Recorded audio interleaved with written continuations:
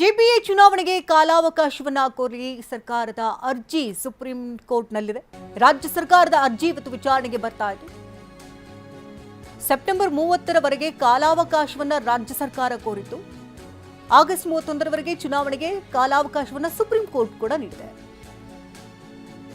ಜೆಪಿಎ ಚುನಾವಣೆಗೆ ಕಾಲಾವಕಾಶವನ್ನ ಕೋರಲಾಗಿದ್ದು ಸರ್ಕಾರದ ಅರ್ಜಿ ಸುಪ್ರೀಂ ಕೋರ್ಟ್ನಲ್ಲಿದ್ದು ರಾಜ್ಯ ಸರ್ಕಾರದ ಅರ್ಜಿ ವಿಚಾರಣೆಗೆ ಬರ್ತಾ ಇದೆ. ಸೆಪ್ಟೆಂಬರ್ 30ರವರೆಗೆ ಕಾಲಾವಕಾಶವನ್ನು ರಾಜ್ಯ ಸರ್ಕಾರ ನೀಡಿತು. ಆಗಸ್ಟ್ 31ರವರೆಗೆ ಚುನಾವಣೆಗೆ ಅವಕಾಶವನ್ನು ಸುಪ್ರೀಂ ಕೋರ್ಟ್ ನೀಡಿದೆ. ಜೆಪಿಎ ಚುನಾವಣೆ ಹಲವು ವರ್ಷಗಳಿಂದ ಹಾಗೆ ಬಿದ್ದಿದ್ದು ಚುನಾವಣೆ ಆಗಲೇಬೇಕು ಅನ್ನುವಂಥ ಕೋರಿಕೆಗಳು ಕೂಡ ಕೇಳಿಬರ್ತದೆ. ಈ ಬಗ್ಗೆ ಇನ್ನಷ್ಟು ಡೀಟೇಲ್ಸ್ನ ಪಡ್ಕೊಂಡ ನೇರ ಸಂಪರ್ಕದಲ್ಲಿ ರಮೇಶ್ ಇದ್ದಾರೆ. ರಮೇಶ್, ಜೆಪಿಎ ಚುನಾವಣೆಗೆ ಕಾಲಾವಕಾಶವನ್ನು ಕೋರಲಾಗಿತ್ತು. ಈಗ ಸರ್ಕಾರದಿಂದ ಅರ್ಜಿ ಕೂಡ ಸಲ್ಲಿಸಲಾಗಿದೆ. ಈಗ ಕೋರ್ಟ್ ಏನು ಹೇಳಿದೆ? ಈ ಹಿಂದೆ ಸುಪ್ರೀಂ ಕೋರ್ಟ್ ಜೂನ್ 30ನೇ ತಾರೀಕುವರೆಗೂ ಕಾಲಾವಕಾಶವನ್ನು ಕೊಟ್ಟಿತ್ತು. ಅಷ್ಟರಲ್ಲಿ ನೀವು ಜೆಪಿಎನ 5 ಮಹಾನಗರ ಪಾಲಿಕೆಗಳೇನಿದೆ ಅದಕ್ಕೆ ಚುನಾವಣೆ ನಡೆಸಬೇಕು ಅಂತೇಳಿ ಆದೇಶವನ್ನು ಕೊಟ್ಟಿತ್ತು. ಈಗ ಸರ್ಕಾರ ಒಂದು ಅರ್ಜಿಯನ್ನು ಸಲ್ಲಿಸಿತ್ತು. ಏನಂದರೆ ಮತ್ತೆ ನಮಗೆ 3 ತಿಂಗಳು ಕಾಲಾವಕಾಶ ಬೇಕು, ಯಾಕೆಂತಂದರೆ SIR ಚಟುವಟಿಕೆ ನಡೀತಾ ಇದೆ, ಅದೇ ರೀತಿ ಜನಗಣತಿ ಪ್ರಕ್ರಿಯೆ ಕೂಡ ನಡೀತಾ ಇದೆ. ಹೀಗಾಗಿ ಇಮಿಡಿಯೇಟಾಗಿ ಚುನಾವಣೆ ನಡೆಸೋದಕ್ಕೆ ಸಾಧ್ಯ ಇಲ್ಲ. ಹೀಗಾಗಿ 3 ತಿಂಗಳು ಕಾಲಾವಕಾಶ ಕೊಡಿ, ಸೆಪ್ಟೆಂಬರ್ ಅಂತ್ಯದವರೆಗೆ ನಮಗೆ ಕಾಲಾವಕಾಶ ಕೊಡಿ ಅಂತೇಳಿ ಇವತ್ತು ಅಡ್ವೊಕೇಟ್ ಜನರಲ್ ಜೊತೆಗೆ ಅಭಿಷೇಕ್ ಮನು ಸಿಂಘ್ವಿ ಇಬ್ಬರು ಕೂಡ ಸುಪ್ರೀಂ ಕೋರ್ಟ್ಗೆ ಮನವಿಯನ್ನು ಮಾಡಿದ್ರು.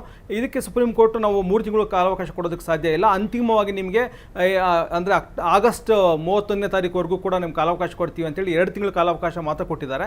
ಜೂನ್ 30ನೇ ತಾರೀಕುವರೆಗೂ ಇದ್ದಂಥ ಕಾಲಾವಕಾಶವನ್ನೇ ಈಗ ಆಗಸ್ಟ್ 31ನೇ ತಾರೀಕುವರೆಗೂ ಕೂಡ ವಿಸ್ತರಣೆ ಮಾಡಿದ್ದಾರೆ. ಹೀಗೆ ಅಷ್ಟರಲ್ಲಿ ಈಗ ಜೆಪಿಎನ 5 ಮಹಾನಗರ ಪಾಲಿಕೆಗೆ ಚುನಾವಣೆ ನಡೆಸಲೇಬೇಕಾಗತ್ತೆ. ಮತ್ತು ಸುಪ್ರೀಂ ಕೋರ್ಟ್ ಸ್ಪಷ್ಟವಾಗಿ ಹೇಳಿದೆ, ಇದು ನಾವು ಕೊಡ್ತಾ ಇರುವಂಥ ಅಂತಿಮ ಕಾಲಾವಕಾಶ ಇದು, ಮತ್ತೆ ಪದೇ ಪದೇ ಸಮಯವನ್ನು ಕೇಳಬೇಡಿ ಅಂತೇಳಿ ಸುಪ್ರೀಂ ಕೋರ್ಟ್ ಸ್ಪಷ್ಟಪಡಿಸಿದೆ.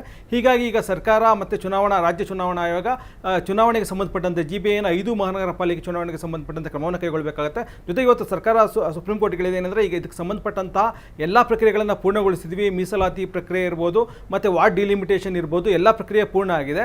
ಜೊತೆಗೆ ಕ್ಷೇತ್ರವಾರು ಮತದಾರರ ಪಟ್ಟಿ ಕೂಡ ಆಗಿದೆ. ಹೀಗಾಗಿ ನಾವು ಯಾವುದೇ ವಿಳಂಬ ಮಾಡೋದಿಲ್ಲ, 3 ತಿಂಗಳು ಮಾತ್ರ ಕಾಲಾವಕಾಶ ಕೊಡಿ ಅಂತ ಕೇಳಿದರು. ಆದರೆ ಸುಪ್ರೀಂ ಕೋರ್ಟ್ ಅಂತಿಮವಾಗಿ 2 ತಿಂಗಳು ಕಾಲಾವಕಾಶ ಕೊಟ್ಟಿದೆ. ಹೀಗಾಗಿ ಆಗಸ್ಟ್ ಅಂತ್ಯದೊಳಗಡೆ ಚುನಾವಣೆ ನಡೆಸೋದು ಬಹುತೇಕ ಪಕ್ಕ ಆಗಿದೆ. ಧನ್ಯವಾದ ರಮೇಶ್, ತಮ್ಮೆಲ್ಲ ಡೀಟೇಲ್ಸ್ಗಾಗಿ.